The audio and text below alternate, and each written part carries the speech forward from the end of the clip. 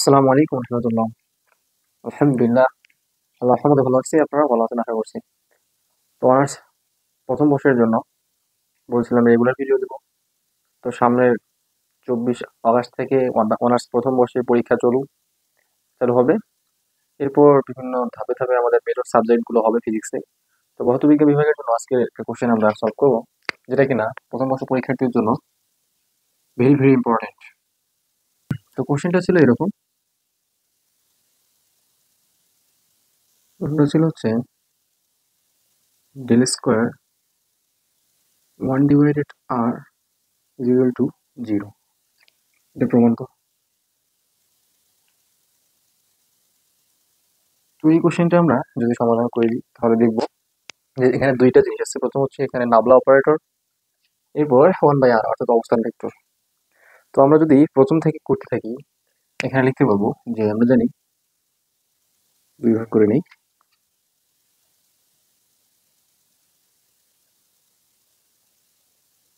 আমরা জানি নাবলা অপারেটর যদি স্কোয়ার হয় এটাকে ল্যাপ্লাসিয়ান অপারেটরও বলা হয়।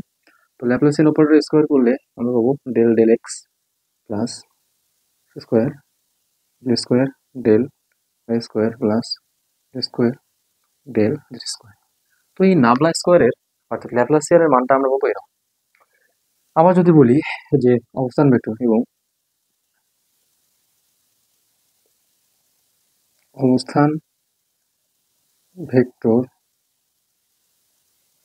আর equal i x j y k z. So এটাকে যদি আমরা ডাবল করি তাহলে মানটা এমন হয়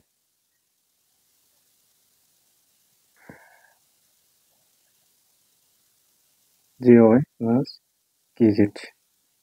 তো এটাকে যদি আমরা গুণ করি, ডট গুণন করি, তাহলে আবার i x j y plus k z এরকম আসে।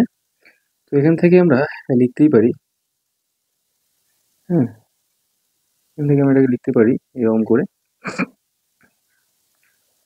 X square plus y square plus z square. So এর প্রত্যেকটাতে ক্যাপ করে দিলে ভালো হয়, যেহেতু আমরা ভেক্টর দিয়ে প্রকাশ করতেছি বিষয়টাকে। সো অথবা আমরা লিখতে পারি আর এর মান root over x square plus y square plus z square. So এখানে আমরা আর এর মান বের করলাম, এখানে ডেল স্কোয়ার এর মান বের করলাম। তো এই মানগুলোকে আমরা শুধু এই জায়গায় বাম পক্ষে বসিয়ে দেবো। তো আমরা এখন লিখতে পারি যে বাম পক্ষে মান সমূহ বসিয়ে পাই। বাম পক্ষ মান সমূহ বসিয়ে পাই। সো যদি আমরা মানগুলো বসাই তাহলে সমীকরণটা হয় এরকম যে del square del x square plus del square del y square plus del square del z square. তো এটা যেহেতু 1/r স্কোয়ার আছে, আমরা এটা কিন্তু 1/r স্কোয়ার করি, তাহলে মানটা হবে x square plus y square plus z square. তো 1 ডিভাইডেড দিলে আমরা লিখতে পারি -1/2। হ্যাঁ, এটা কিভাবে লিখতে পারি? তো আমাদের মূল সমীকরণ যেহেতু এটা আর হচ্ছে যে এটা, তো এই দুইটাকে আমরা এখানে বসালাম বাম পক্ষে। তো বাম পক্ষে বসিয়ে আমরা পাচ্ছি যেটা, তাহলে হচ্ছে x square plus y square plus z square to the power -1/2। এটা আমরা রুটকে লিখতে পারি। তো এখন যদি আমরা একটু সামনের দিকে যাই, তাহলে প্রথম কথা হচ্ছে প্রত্যেকটা অক্ষে অর্থাৎ অ্যাক্সিসে আমাদেরকে এই মানটাকে অর্থাৎ যে 1/r এর মানটাকে আমাদের ডিফারেন্সিয়েট করতে হবে পরপর দুইবার করে। এক্স এর সাপেক্ষে দুইবার, ওয়াই এর সাপেক্ষে দুইবার এবং জেড এর সাপেক্ষে দুইবার। সো আমরা প্রত্যেকটাকে আলাদা আলাদা করে দেখাবো, তাছাড়া অনেক বড় হয়ে যাবে মানটা এক লাইনে। প্রথমে আমরা del x by del del x করবো, x square plus y square plus z square to the power -1/2। তো এটাকে যদি আমরা অন্তরীকরণ করি এক্স এর সাপেক্ষে, তাহলে আমরা পাবো, প্রথমে হচ্ছে এই হাফটা সামনে চলে আসবে, আপনারা জানেন যে স্বাভাবিক নিয়ম, x square plus y square plus z square. এখান থেকে এক মাইনাস যাবে, -1 হয়। তো যেহেতু এর মধ্যে এক্স আছে, তাহলে একে একে যদি আমরা আবার অন্তরীকরণ করি তাহলে এখানে পাবো 2x। সো আপনারা দেখতেই পাচ্ছেন এই টু আর এই টু কেটে যাবে, থাকবে হচ্ছে minus x x square plus y square plus z square. এখান থেকে মাইনাস ওয়ান মাইনাস হাফ করলে হয় -3/2। একবার ডিফারেন্সিয়েট করে এই মানটা আমরা পাইলাম। তো এখন একে যদি আবার ডিফারেন্সিয়েট করি দ্বিতীয়বারের জন্য, তাহলে কি হয় আমরা একটু দেখবো। Del square del del x square. হুম, যদি এটাকে আবার ডিফারেন্সিয়েট করি তাহলে আমরা পাবো হচ্ছে, অর্থাৎ আবার এটাকে যদি করি ডিফারেন্সিয়েট তাহলে আমরা পাবো minus x x square plus y square plus z square 3/2। তো এখানে দেখতে পাচ্ছি আমরা দুইটা মান পাচ্ছি। হ্যাঁ, সো এই আবার যদি ডেল ডেল স্কোয়ার করি, সো এখন এটাকে ইউ আর এটাকে ভি যদি ধরি, আমরা ধরে যদি করি তাহলে ইউ কে প্রথমে ডিফারেন্সিয়েট করবো -1, যা আছে তাই থাকবে, প্লাস এটা স্কোয়ার -3/2। তো প্লাস মাইনাস মাইনাস হয়। তো এখন আবার এক্স কে ঠিক রাখলাম, ভি কে অর্থাৎ ভি কে বললাম, করলে তাহলে 3/2 সামনে আসবে, -3/2। হুম, -3/2 সামনে আসলো, আর বাকি যা আছে তা একই থাকবে। আর এটা অটোমেটিকলি এক মাইনাস দিলে 5/2 হয়। আর সর্বশেষে যেটা থাকে যদি আপনাদের দেখায় সেটা হচ্ছে এক্স আছে, তাহলে যদি আমরা করি 2x, কি হবে 2x, তাহলে এই দুই আর এই দুই কেটে দিতে পারি কিনা? হ্যাঁ, অবশ্যই পারি। তো এখন যদি আমরা পরের বার করি আমরা একটু, তাহলে দেখতে পারবো যে এখানে মাইনাস, এটাকে যদি লিখে একেবারে লিখে দিই x square plus y square plus z square, এটাকে 3/2 লিখতে পারি। এরপর এখানে টু টু কেটে গেছে, -3 থাকে, তার মাইনাস মাইনাসে প্লাস হয়ে যাবে, প্লাস। তাহলে 3x divided x square plus y square plus z square, এটা হবে ডিভাইড তাহলে টু দি পাওয়ার 5/2। মাইনাস ছিল 1/, এটা করে দেওয়ার জন্য ওই মাইনাসটা চলে গেল, ঠিক আছে। সো এখন যদি আমরা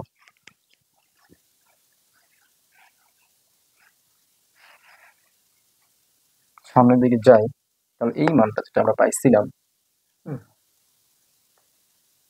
এটাকে আমরা ডাবল ডেরিভেটিভ করে এটা পাইছি, তাই তো।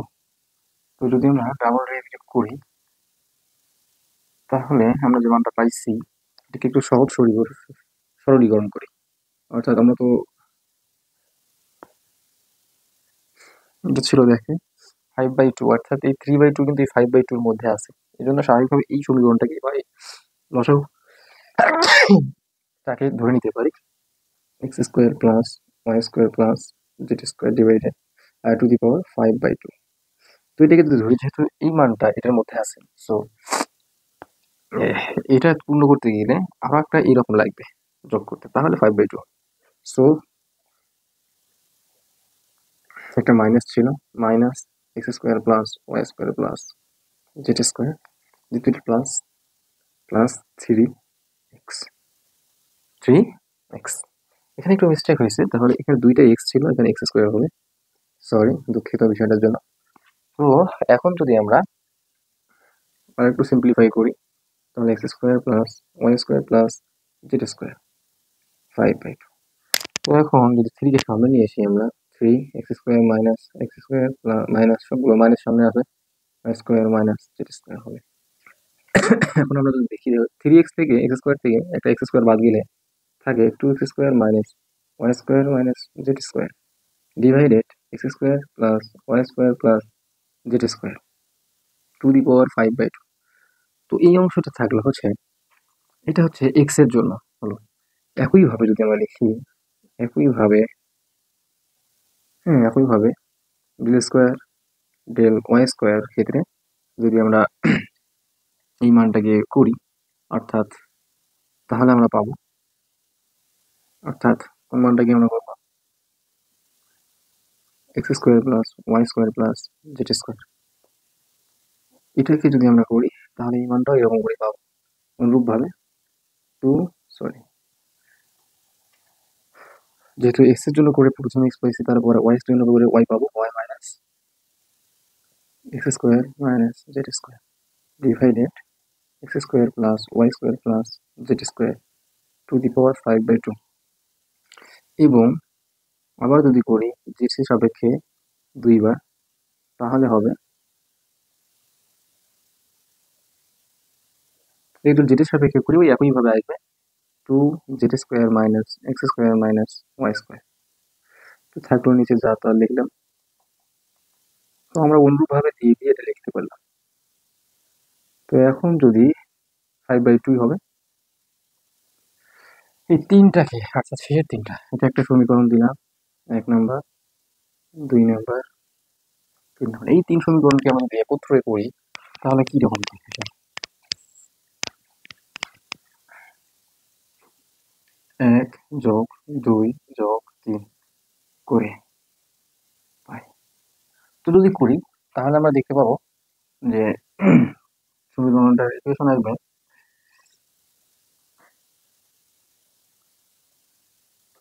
যদি আমরা তিনটাকে একত্রে করি তাহলে মানটা দাঁড়ায় del square del x square. হ্যাঁ, প্রত্যেকটার ক্ষেত্রে যদি আমরা করি plus del square del y square plus del square del z square, এটা দিয়ে যদি প্রত্যেকটা যোগ করে দিয়েছি যেহেতু, তাহলে আমরা এটা লিখতেই পারি প্লাস জেড স্কোয়ার 1/2 ইজিপিএল টু, প্রত্যেকটাকে আমরা যোগ করে নিই। তাহলে দেখেন প্রত্যেকটার ক্ষেত্রে আমরা দেখতেছি প্রত্যেকটার ক্ষেত্রে হরগুলো সমান, অর্থাৎ একই। তো হরগুলো অর্থাৎ লসাগুলো যদি একই হয় তাহলে আমরা লসাগুলোকে একটাই মান লিখে নিতে পারি। তো লসাগু যা ছিল x square plus y square plus z square 5/2। So বাকিগুলোকে আমরা লিখে দিই 2x² minus y square minus z square, আবার যোগ করতেছি যেহেতু সবগুলোকে, তাহলে plus 2y² minus x square minus z square, আবার 2z² minus x square minus y square. তো সবগুলো যোগ করে যদি দিই, সরি এখানে একটা যোগ হবে, যোগ করতেছি আমরা। তো আপনারা দেখতে পাচ্ছেন যে বিষয়টা কি ঘটে, ঠিক আছে? তো এখানে নিচে যা আছে তা থাকবে 5/2। তো এখানে 2x আছে, হ্যাঁ, তাহলে এখানে একটা মাইনাস এক্স স্কোয়ার আছে, এখানে একটা মাইনাস এক্স স্কোয়ার আছে, অর্থাৎ 2x আর 2x হচ্ছে এই দুটো এক্স মিলে ভেঙে হয়ে যায়। তারপর দেখা যাচ্ছে এখানে দুইটা প্লাস দুইটা ওয়াই স্কোয়ার আছে। তাহলে আপনারা দেখতেছেন যে যেহেতু প্লাস দুইটা ওয়াই আছে, ওয়াই স্কোয়ার আছে, তাহলে এখানে মাইনাস দুইটা ওয়াই আছে কিনা, মাইনাস দুইটা ওয়াই, এখানে একটা ওয়াই, এখানে একটা, এই দুইটা ওয়াই মিলে মাইনাস দুইটা ওয়াই, অর্থাৎ দুটো মিলে ভ্যানিশ হয়ে যায়, প্লাস মাইনাস। আবার 2z² আছে, এখানে মাইনাস জেড, আবার একটা মাইনাস জেড, তাহলে দুইটা মিলে ভ্যানিশ, তিনটা মিলে ভ্যানিশ হয়ে যায়, ভ্যানিশ হয়ে যায়, তাহলে উভয় থেকে 0। অর্থাৎ মোট মান কি দাঁড়ালো লেফট হ্যান্ড সাইড, অর্থাৎ আমরা জানি যে নাবলা বা ল্যাপ্লাস অপারেটর 1/r কে যদি ডিফারেন্সিয়েট করে পরপর 2 বার দিয়ে করানো যায় তাহলে সেই মানটা আসে 0, যা প্রমাণিত হলো। অর্থাৎ left hand side right hand side should বা প্রুফ লিখে দিতে পারি আমরা।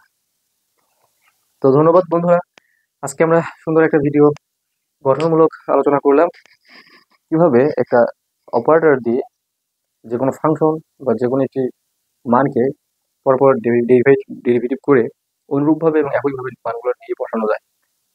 প্রত্যেকটাকে বিশ্লেষণ করছি আপনাদের বোঝার স্বার্থে। তো আমাদের ফিজিক্স পাঠশালার সঙ্গে থাকবেন এবং দোয়া রাখবেন আমাদের জন্য। ধন্যবাদ সবাইকে। আজকের মতো ভিডিও এই পর্যন্তই, আবার আগামী দিন ভিডিও নিয়ে আসবো ইনশাআল্লাহ।